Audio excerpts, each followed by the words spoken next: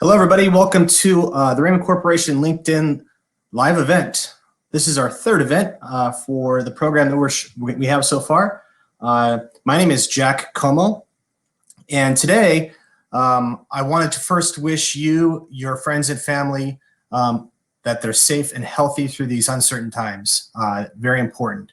We here in upstate New York are experiencing a nice snowy day. So if you're in the north, then you're probably witnessing that too. If not, then enjoy your weather, whatever you're having.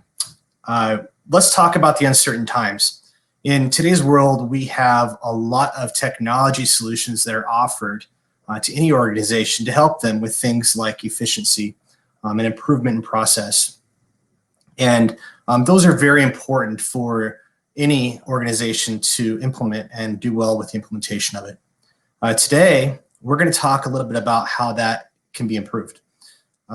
If you know the Raymond Corporation, you know we're part of the Toyota Industries companies. Being part of the Toyota Industries companies, we have a direct line into a very well-known program called Toyota Production System, or TPS. Toyota Production System is something that we, Raymond, hold as a value to our company in our delivery of anything that we do. And part of that, and what has been developed for our customers, is a program called Raymond Lean Management, which you'll hear us refer to as RLM throughout our discussion today. Raymond Lean Management is a program that helps organizations look at what they do from a process perspective and to understand what they're doing right and wrong, and to create a program and process for continuous improvement over time. We're going to talk a lot about that through the presentation today. As we go through, you'll see there is a comment section over here where you can ask questions or leave comments. Please do so. I'll check it out through the presentation and ask questions as they come in as best I can. And finally, I'd like to introduce Keith Ingalls. He is our RLM manager at the Raymond Corporation, and he's going to answer all the difficult questions we give him today. So please ask those questions. I have some lined up I'm going to ask him to help promote. But I really am looking forward to a great discussion, and let's get going. So Keith, welcome, first of all. And I want to ask you first, just from the top, I know I talked a little bit about what RLM kind of is, but you're the guy who knows it all. So help us understand, what is RLM? And I think you're on mute too, by the way. What is RLM and Raymond Lean Management, and define it for us in detail? Thanks. Sure. No pressure there, Jack. Thanks for that great introduction. I really appreciate that. And thanks for having me today. It's great fun and a passion for me to talk about continuous improvement. As you said, about 20 years ago, we became part of Toyota Material Handling Group, and our company had a long history of innovation and creativity in material handling and support. So we're always looking for ways to do better. So it was very, what I like to call, fertile soil for a continuous improvement method. And Toyota Production System, a lot of people hear about that, but when you take it on yourself, continuous improvement is a unique journey. And that's where Raymond Lean Management came for us. This is our application of that continuous improvement methodology, and how we've adapted it to our own network and our own factory to make our facilities better, really through developing our people. So it's a great program. It's a lot of fun working with that and engaging people at a higher level in the workplace, where they see that their value add is not just delivering great customer experience, but ideas for improving that experience all the time. So I do have a couple of slides I'd like to share that illustrates our thinking. I share these to explain a lot of times, in my background, just a little bit, most of my experience was being an operations manager in various areas of logistics management. So on that traditional thinking side, a lot of times I've been in that mode of, traditional thinking of, we can't get things out, so buy more trucks or rent more space or get more people, or, get more racking so we have more space to store things. Raymond Lean Management challenges us to step back from that thinking and assess our process, right? So establish 5S condition. 5S is a way to look at workplace readiness. I like to call workplace readiness. Do we have the tools we need, the supplies we need, the training and experience we need to deliver that customer experience? Is there an opportunity to redesign routes or how things flow through the process? Not maybe just a physical warehouse, but even in an office environment, how things flow. and eliminate anything that's unnecessary. And that could be a physical barrier or a process barrier. And we start to change that thinking and move forward in a little different direction towards process. So in the next slide, I'll talk about a really important piece we talk about. Jack, do you ever use a GPS to go anywhere nowadays?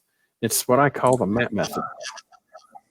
Yeah, in fact, a lot of our Raymond customers are looking for GPS type solutions for their fleet as well. So GPS is not only, I think, something that we use every day, but it's also infiltrated itself into the warehousing and supply chain space. It has, and such a great concept. And there's two things we need to know in GPS when we use it kind of as a map method, and that's where am I at and where am I going? So we take that thinking and move it over into the workplace and say, what is our current state?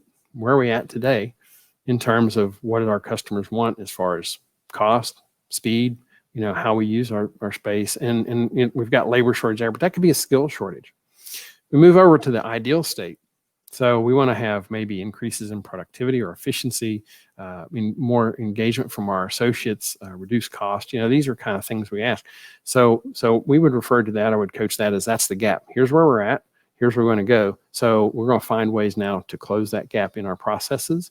And as we develop processes, maybe in the way we use equipment or technical solutions to bring those processes to the fore more effectively, and always through support and understanding of our associates. So that's it for my slides for now. But so I got a question for you, Keith. So from a simple high level perspective, why would RLM be important for an organization? If I had to pick like two or three things to say I need RLM because what would?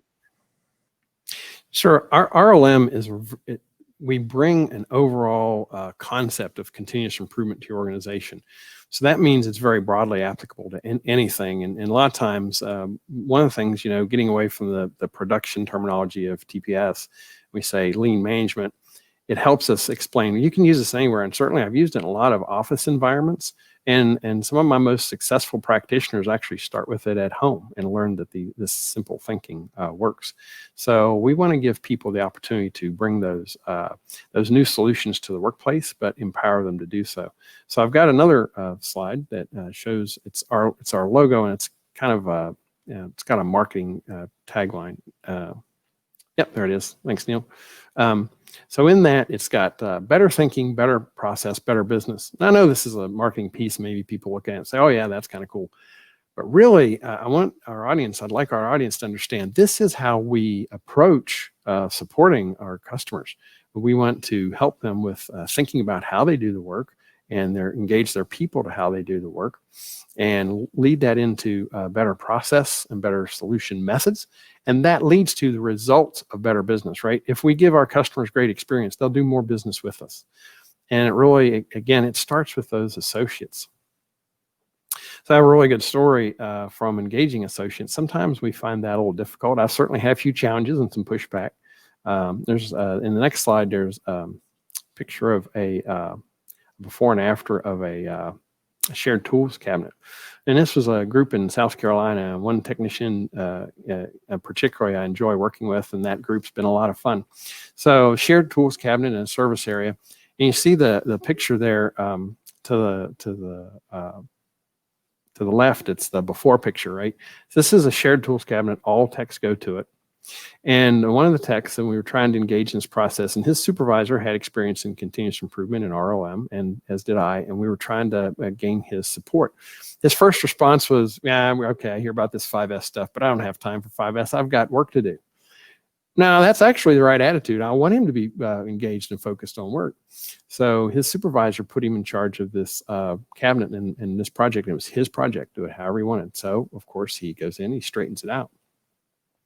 And he straightens it out, and what happened, he didn't label it, and he didn't have those pictures that you see to the right, that finished product. So what happens when people start borrowing things, everybody uses this cabinet, people start borrowing things, they messed up his system. Well, then he got frustrated and said, all right, I'll put labels in. So it got better, and they were closer, but the labels weren't always clear. A lot of those tools, you notice, look kind of similar, so they still get things wrong. And he's like, you're messing up my system, right? It's my project. So they end up putting pictures in. And then everybody got things right. And it was that value add piece for it. Then the team realized, wouldn't it be great if we knew when somebody had a tool and had borrowed it? Because they didn't know that. So what happens is you'd have to walk around the shop talking, hey, do you have that? Do you have that impact? Do you have that? And you have to look for it. So they end up putting pictures of themselves in there on magnets. And so if you check out a tool, you just grab your magnet picture, you put it on the tool, and we know where it goes. So really simple solutions, but you can see there from the metrics. So it took about 3 hours overall, roughly, to get this completed. But it saved anywhere from 25 to 30 minutes weekly in searching for tools. And that's really, I find that's actually really a conservative estimate, because, we didn't really capture all that, hey, do you have that tool? Do you have that tool time? That was just looking for tools when they were misplaced. But, now we're putting that time back into the customer experience, because they're preparing a product for customers.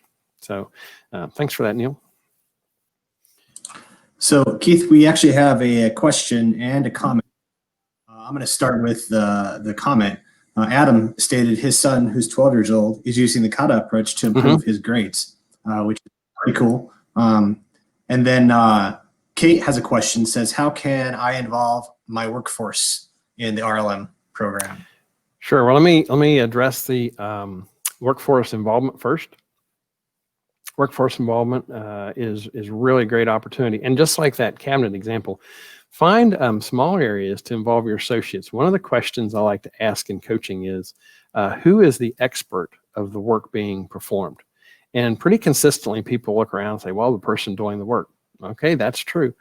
Then what value do I bring as a coach, or do the managers or leaders bring when they're walking through that area, when we've identified the expert is the one doing the work all the time? We bring the value of asking great questions, or providing the opportunity to say, hey, is there something about this that's difficult? Is there something about this that you could make easier? So think about that shared tools cabinet. All those pictures and labels, they make finding those tools when you need them very easy, right? So very easy is also very fast. So the company gets efficiency and effectiveness, but the team gets a boost in morale. And morale is one of the areas we actually measure. I know there's not like a dial we can put on somebody's head, like, Jack, I can't reach out and say, how's your morale today? And I can't do that. But we do try to get a feel for it. And when morale goes up, it means we're engaging those associates. So start small with workplace organization, and we're going to move into more advanced things like how we flow our processes, additional solutions from different equipment or things we use differently, tools, or different technical solutions now that support that process as we move forward. Because interesting thing about customers, they always want more. So we want to engage workforce that can always learn to deliver more. Awesome. So first of all, I think that maybe I need to have you over to help me with my garage. Mine's not as good as I'd like, but it's pretty good. But I think everybody in the broadcast probably is thinking, well, I want to see more examples. So what kind of examples of changes do you have maybe that you can share that have been implemented that we can showcase and show them, other than the cabinet? That was a good one. And speaking of which, Gary Flint says that he loves the straightforward simplicity of that, and that he can use it with a lot of his projects. But are there more that you can share with us and show us what's been done? Oh, sure. There's let me go to the Fort Worth pictures first. So I've got lots of stories. Don't have lots of pictures, but I have a few pictures. So in this area, the team, they're a lot of fun for me to work with. So you can see there's lots of forklifts there, a lot of equipment, and what their role is to prepare the new equipment for delivery to our customer. Now, as a customer, when I've ordered a forklift, as soon as I order it, I'm used to a world of fast e-commerce delivery. I want it to tomorrow. I've ordered it today. I'll look for it tomorrow. So speeding up that process is really great, but it can be very challenging. So the next picture will show you the after, and you'll see, wow, it's clean, it's organized. So the backstory of that is that was about an 18-month project, and as clean and organized as it looked, that took a lot of time and effort in various aspects of how that work was performed. And we looked at everything. The team looked at everything, from the way trucks came into the facility to the way they were stored, the way they were staged for prep for work, the way the technicians received them in their bay, and the way they shipped them out. So in that facility, if you were walking in and you were new, if you look at that after picture, you're going to feel like I've got a better shot of finding the equipment that I need versus in the previous picture. And through those efforts, the team over that 18-month period, Jack, they took a process that had taken about 4 hours to prep and install it and ready a new truck for delivery to a customer down to just over an hour. The fun part I like to share about that story, if I walk up to anybody, myself included, and I say, we're going to take 75% of the work time you have to do this task and expect you to perform the task at the same level or even better with 75% less time, just 25% of the time you're using today. Jack, I don't know anybody that's not going to say, forget it, or laugh or pass out. This team is no different. But over that period of making these small incremental adjustments, they kept moving towards closer and closer to that goal. And they realized, man, it was so easy. And easy became fast and efficient. And what an engaged group it is too, right? So the more ideas they came to the table with, the more they wanted to see their ideas if they were good enough to get implemented. And she got this the enthusiasm becomes really contagious in this type of work environment. And it takes some time and effort to build. It's not going to come quickly, but the results, they're staggering. They're more than most people believe. So thanks for Is there the same amount of equipment in both pictures there, or did they manage to lean some of that out as well? Yeah, so actually that's a great question, Jack. They actually reduced the amount of equipment they were storing because they were putting it through the system much faster and in a more predictable rate. So where you'd get kind of this backlog of inventory, right? This inventory starts to stack up behind the bottleneck of techs trying to get it out the door. That was greatly reduced. And like I said, the customer doesn't care how many places you park the forklift. They just want to get their new forklift and put it into use. They bought it. So. All right, I have a question for you that you didn't plan for, so I'm going to throw you for a loop here. Okay. A lot of our customers and even people in different organizations are talking a lot about labor today and labor inefficiencies and having trouble getting labor, or their labor doesn't work at the pace they want. How might RLM help with that type of topic? Sure. There's a lot of different ways. And one of the first ways, like I said, we want to engage the workforce because they have opportunities and they have ideas about making process improvements. And if the solution's right, we also have different ways to deliver a labor management solution, LMS, that provides a lot of information to our managers and leaders. And that's a really great information program. But then one of the things we want to help our customers then choose some targets in that to identify and make process improvements on, because we start getting this flood of information, right? It feels very overwhelming. And that's a good thing. We coach our people. It's a good thing to be overwhelmed by opportunity, because I've been in good economic times. I've been in slow economic times, and too much is the problem you want to have.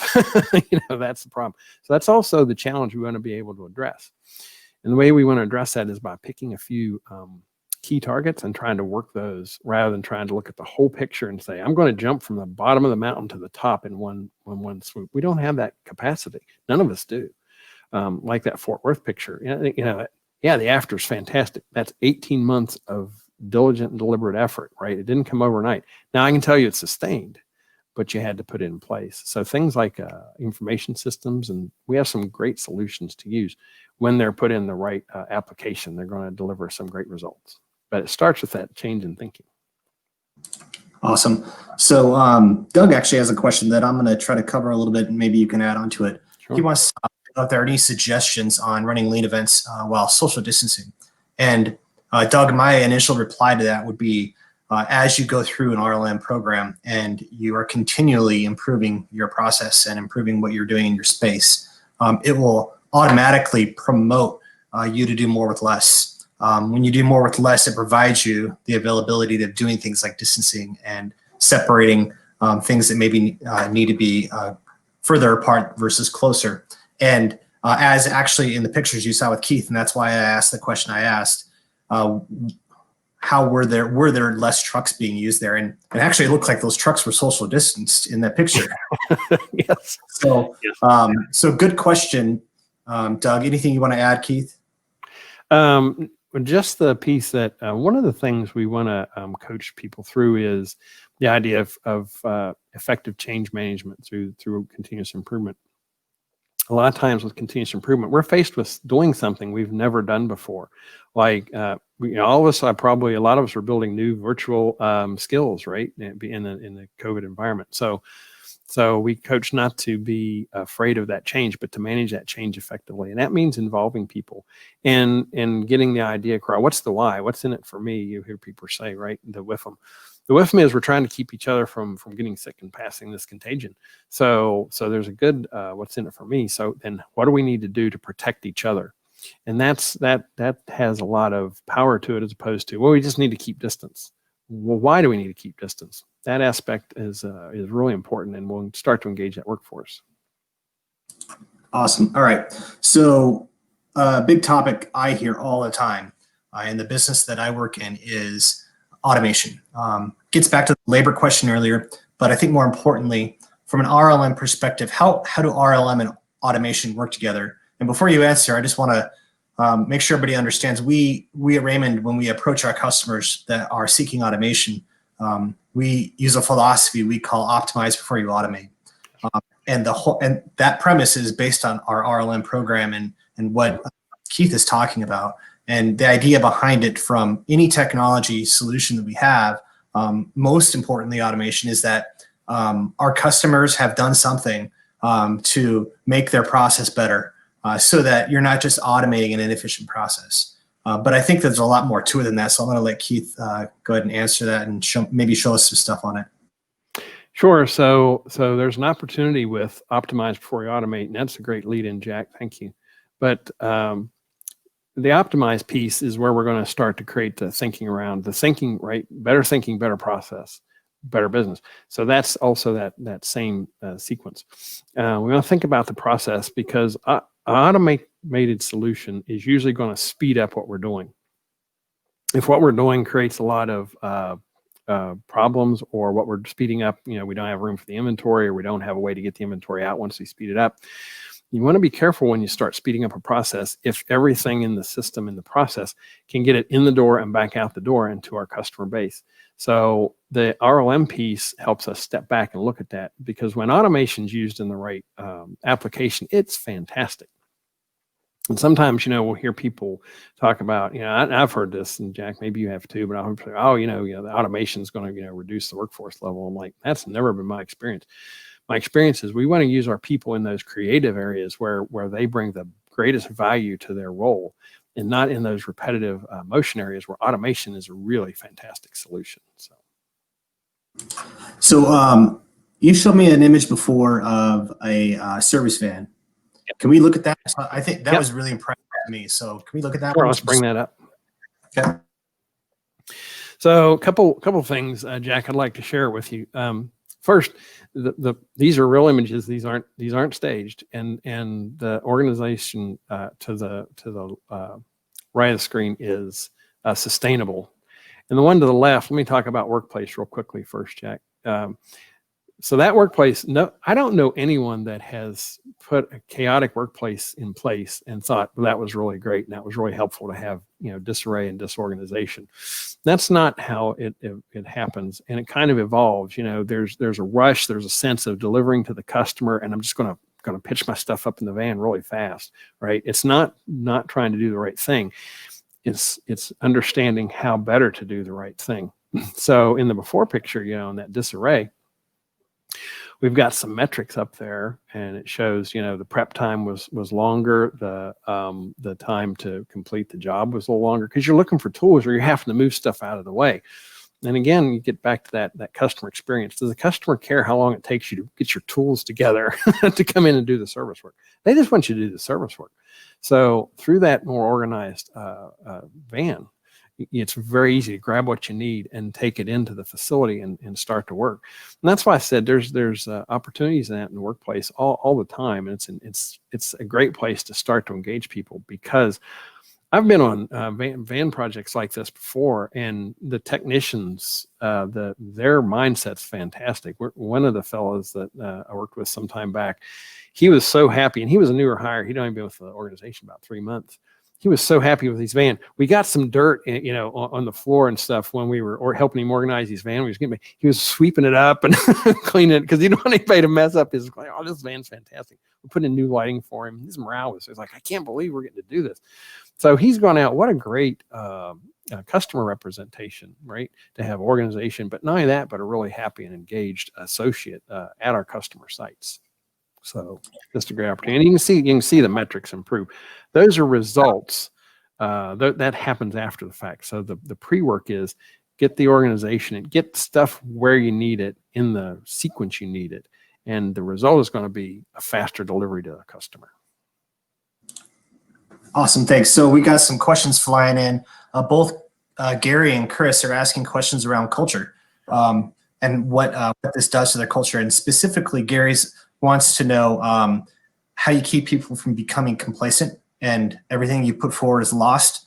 And then Chris kind of follows on with that with more of a measured methodology. If you could talk about that, that'd be awesome. Sure. So let me address that in a couple pieces, Jack. So the culture piece takes a lot of work and effort, and there's a few things, and sometimes you'll hear some of us in this use the term counterintuitive aspects. Mostly, a lot of it's people will call it common sense, but there are some counterintuitive aspects. One is people don't like change, but at the same time, change is what keeps them involved and keeps them invigorated, right? So they may say, I don't like change, but yet change is why they get, there's something different. I'm going to have to figure it out. And so it can be a lot of fun. But you want to find new ways to keep engaging that workforce. And the visuals, hopefully in the work area, can help do that as well. Right. So I'll share a story real quick. I'm a baseball fan, for example, and I enjoy the game of baseball. And I would never walk up in a baseball game and walk up to the dugout of my favorite team and say, hey, how are you guys doing? And they say, oh, we're doing fine. I would not be okay with that. Right. Why? I want to know what inning it is, how many runs, how many outs. Are you guys late are you in the sixth inning? Maybe we need to switch out the pitcher. I want to see those specific metrics. It can be intimidating to have metrics because we learn to be a little bit intimidated by the math. But wouldn't it be great if we had a way to see our performance as a team together, to see how we're working as a team, that we're all working towards those same metrics. So it becomes very powerful and helps to engage the workforce. Now it has to be introduced right. So it's a good question about the culture, because the culture has to be focused on the associate development so that they have the opportunity to bring these ideas forward. So a way to get those ideas some credibility and executed is really, really important. So, and the other piece I'll just finish up with, Jack, I don't want people to be afraid of making mistakes. Because they're going to make some mistakes, and that's just part of the learning. The best learning comes from some of those mistakes, and so just pick yourself up, dust yourself off, say, hey, what have I learned from this? Apply that new learning and go forward better. So. All right, one more question from Brad, and this is more in depth on the process. So he wants to know, can you address the impact of back orders on the management scoring?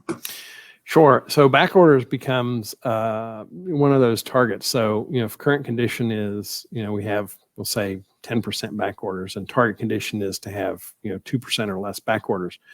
That gap might be too small, too great to close in one swoop. So we'll start chipping away at that because back orders is telling us we have problems in the throughput. Right. And it could be that customer demand is higher than we expected, or our production is lower than we anticipated. So once we start to identify current condition to target, we're going to have to reach into the root cause to see what is contributing to that back order problem, because it could be a lot of different things. And so it becomes a need to acquire the knowledge of what specifically can we work on and start to adjust. And just back to that picture from Fort Worth, remember I said they worked on every aspect, from how the trucks came in to how they stored them to how they staged the work and to the work areas. Every aspect was changed over time. It's not unlikely that you'll have a project that touches a lot of different root causes. One root cause might give you 0.5% or percent improvement in your back order. Okay, well, so we're moving in the right direction, but we've got to go back and find some other root causes. And the cumulative impact of reducing those errors that's creating the back order, the disruption to our customer experience, the cumulative impact of those, we're going to get there over time. So I'm not saying be patient with it, because we want to move as fast as we can in continuous improvement, but we move more rapidly by slowing down in methodical, fast steps. Okay, you kind of talked on this a little bit earlier about visual management. Can you touch on that a little more for us? Help us understand how visual management is important to Raymond Lean Management. Sure. So don't have any great visuals to share with that one, but wouldn't it be great if I could walk into an area and know as a team how we're doing? What is our shared experience with the performance? So that whatever that team's value add to the customer experience is, what are the key metrics or the key performance indicators that we should all be aware of to have an impact on it? And a lot of times, we think we know these kind of things, and that's not always the case. I started daily huddle meetings with an accounts receivable group, and they were a lot of fun group to work with. But one of the things they'd never done. Now, this was 6 people, and they sat in an area of cubicle areas. Right, they're fairly close, pre-COVID, right? So they were fairly close. And so you think, well, obviously they talk to each other. They're really close. They know what each other's workload is, right? Because they're all right there in a cubicle area. So we took them out of that area, just walked a few steps out to an open meeting area, and had start having daily huddles. And Jack, it was really fun to hear, a couple of them said, yeah, we're about on target. We're struggling a little bit with this, with that. And then you had one of the associates, and she says, oh man, I'm really current. It's, about a week ahead of the end of the month, but I'm current on my receivables. I've got some excess capacity. And one of the others spoke up. She says, I'm getting buried. One of my biggest receivables account customers is the guy just is not responsive, and I'm behind on sending out, contacts. I'm behind on sending out invoices. And so all of a sudden they're having this dialogue. Well, I can help you out. So all of a sudden we're having this dialogue of how we could work as a team. If we had something to visualize that, or at least have that daily communication where we're touching base and sharing that knowledge, what happens is we come into work and we go, all right, I'm doing my work, right? And we're focused. That's not a bad thing, but we miss that opportunity to communicate. So the daily meeting would be a great opportunity for that. But even better, what if we could put that into visuals and we could all see where we're at, relatively speaking? Now that gets back to the earlier cultural question. You've got to be in an engaged area where you're not blaming people for things that go wrong. You want to be able to embrace something going wrong as an opportunity to fix it. A lot of our jobs are a direct result of we fix things for a living. We make things better for a living. So the fact that something's wrong is not a bad thing. That's job security, right? So we have to reframe that.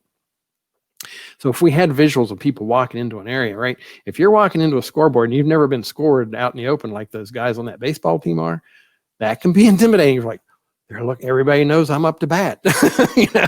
So we got to take some of that intimidation factor out and calm it down till they get used to that, because the reality is now when we're performing as a team, if nothing else changes, we're going to get better results. So taking this back to TPS, and then also addressing a question that came in from Chris Jacobs on morale. Kaizen events. I know we have an image that you prepared for this. Can you show us that and walk us through Kaizen and how that may help us with culture and morale? Yep. So this is an area, and this gets back to what I was talking about earlier. The people doing the work are the experts, right? And they'll see opportunities for innovation that those of us not doing the work all the time wouldn't pick up on. So you see here, these are tire racks, and these are forklift tires, right? So for years, I've seen tire racks, and you store them. And what you do is they're stationary. They sit like shelves. You put the tires in the rack, and you got to walk around the rack to look for the tires. That's how we do it. What we call tribal knowledge. That's just how we do it. Some of the guys, and this was originally a San Antonio solution. It's been picked up in different areas. But some of the guys in San Antonio said, man, we've got a real space problem. I hardly ever hear that, Jack, right? Everybody has plenty of space. I'm kidding, of course. That's like one of the first, what can we help you with space? Okay. So they had a space problem too. And one of their solutions was they put a heavy duty caster, and these are the same casters we used to move forklifts around with. So more than adequate capacity for these racks. They put these racks on these casters so they actually could shove them underneath a rack and take up pallet space. So when they needed the tire, they just pull the whole rack out and they grab the tire they need and put it back, and they gained all this aisle space from around those racks. So the only way you're going to come up with those types of ideas, that has to be somebody who's in the day-to-day struggles with those areas of space or speed or throughput or whatever they're struggling with. It has to be somebody that has that facing. And then as leaders or coaches, we can come in. You need that outside set of eyes to ask questions and to engage, because we all rely on tribal knowledge, and by that I mean that's just how we do it. I've seen tire racks for years. I don't know how many more years I would have had to stare at one before I thought putting casters on it, right? Because that's not how we do it. But when you start to engage those creative juices, and that's really the power of a Kaizen project, you're going to get all kind of fantastic solutions from your associates. Now, not all of them are going to be workable, and some of them are going to take too much resource. And one of the quick things people will do, and that gets back to our tagline for optimize before you automate. Well, let's just throw technology at it. Technology is going to speed up the process, but have we really looked at the process? And what's our customer expectation? And are we meeting it? And do we know? I find that people are incredibly engaged in the workplace and want to add value. So opportunities like this tire rack with the casters is just, I've seen lots of fantastic inventions from people that I never would have dreamed of had they not been engaged in the workplace. A way to move batteries around. Jack, when we have to move those little tiny battery carts. Well, in Texas, South Carolina, he comes up and he put great big auto tire wheels on this cart. Super easy to move. And I'm looking at him going, how did you come up with that? He looks at me, he says, well, you told me to do that. Like, I've never seen that. I'm pretty sure I didn't tell you that. I said, tell me more. He says, well, you said if it was difficult, look for opportunities to make my work easier. Oh, I did say that. And so he put big tires on this battery cart. It was really easy to move around. I'd moved battery carts before, Jack. I'm never going to put the effort into putting new tires on it because I didn't do it, occasionally. And the more higher up I went in management, the less often I had to do it, thankfully, because it was very difficult. But those kind of solutions, when we empower people and support them the right ways, they're going to make your Kaizen projects really impactful. Awesome. Thanks, Keith. So Jason has a question that I'm going to address up front, and then I'm sure you can add to it. Jason's talking about implementing a new warehouse management system in the workplace. And Jason, first I want to say, make sure that each of your processes, you've done something to make them more efficient, or you apply some sort of lean principle to it before you do that, so that when you implement your WMS, you've implemented a WMS that has already gone through some sort of lean event. And so his question, I'll just read it to you. If you were going to implement a new WMS system, how would you do that in a phased way? Meaning, would you roll out receiving, then picking, then voice pick, if we're doing voice, or would you implement all at one time? What do you think? So with that, the first rule of our system is go to the workplace and see for yourself. So I'm doing it from I'm going to draw from general experience. My general experience is a WMS is a fantastic change. It's a wonderful tool, but if you throw too much at people at once, it's almost like, throwing mud on a wall and see how much of the mud sticks. That's not really I don't find a good experience. If you roll it out in segments, if you can break it out in segments, even if the segments are really tightly constrained from dates, like fairly quickly, like 1 week to the next or a couple weeks in between, it's better to give people that opportunity to get used to that new aspect and how they're going to use it. The other piece is I would suggest take the time to document from the associates, the things that they would like to get out of the system. Now, some of the things they might want or perceive they won't get, but a lot of the things they're going to be asking for are part of that WMS, and they can improve their workplace. So when you introduce and show what's in it for me, right? This is going to help make your job easier, and it's going to make your delivery to your customer more effective. I'm telling you, we all want to add value, but we need to know and be clear on how we can do that. And a WMS is a great resource to draw upon, but I would definitely look strongly at rolling it out in areas first. And the area that's more likely to embrace that change is probably a great starting place, because your peer-to-peer coaching becomes really important in this. I don't have the time to live at every customer or every facility that I go and support, which means how does it keep going? The momentum keeps going from that peer-to-peer coaching, like, oh, this stuff really works. Let me tell you, when you start getting that, it's going to be that contagious enthusiasm. So when you have a good experience with WMS in one area, it's going to start to go into other areas. And it doesn't mean the experience is perfect. Well, we had some struggles, but we overcame them. So all that good.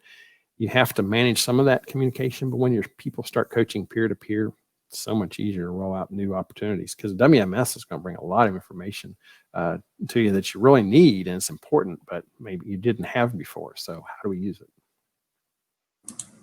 Okay, I want to give everybody a final opportunity to post any questions you might have for Keith. He's here and ready for you, so I'll give you a couple minutes. While he does, I'll talk real quickly about what we have coming up. We have some additional LinkedIn Live events coming up. I believe the next one's in February, and we'll post more information on that here pretty soon. So we hope that everyone can, if you're not following the Raymond Corporation on LinkedIn, please do that, and you'll get alerted when we do plan those types of events, among a bunch of other really neat things. Keith, is there anything else you wanted to say or anything you want to close with before we finish our broadcast? Well, just I will share one last story real quickly if I have just a moment. But Community Crossroads is a group we worked with. It's a food bank down in Texas, and that fantastic group. We had some questions about resources earlier, and this was a lot of fun for me to share. But the first project they worked on, I had some participation in that. The request was they were moving about, as I recall, about 25 families a day through this particular location. They wanted to double that. They wanted to go to 50. It's pretty aggressive. So I was part of the team that went in and looked and did the assessment to try to find if we could help them. And we came back to them. We said, oh, yeah, we can help you. We can get you to 50 people a day. And the general reaction from their leadership was like, whoa, whoa, whoa, no, we're a nonprofit. We can't just throw money at and hire some more volunteers. That's not okay. No. We had not been clear in communicating. We felt we could do this with the same resources, the same resource constraints they had, because we found bottlenecks in the process that we were able to free up. And in fact, the last time I knew with that group, they had exceeded that 50 count to the low 50s. So they had met and exceeded their target. And they called some of the team down there back in for some more help, because now we're getting more people in. So now we got to get the inventory replenished faster, right? We've got to get them through the shopping area faster. So more visuals about how to grab things effectively and not rushing you, but grab your stuff because we got people right behind you. So in the workplace, it's a lot of fun, and the enthusiasm from that group, so fun, and just kept going. That's what we want to see in the workplace, right? When you engage your people, and it's going to domino into those other areas. Well, now we've improved processing here. Well, now it's putting pressure here, and that's great. Remember, too much is the problem we want to have. So embrace change, embrace that. You know what? You're going to make mistakes sometimes when you do something you've never done, but you learn from it, go back and do even better. So keep on moving forward. That's a great story, and Community Crossroads Food Bank. That's a really appropriate thing for the times that we're going through right now. And I'm glad to see that they were able to be helped in that type of situation, improve the community as well. So that's everything we had today. I want to first thank you, Keith, for providing your expertise. Always awesome to hear you talk about this topic. And everybody who attended, thank you for attending. And we look forward to seeing you all on our next LinkedIn Live broadcast. And that's it. Thank you.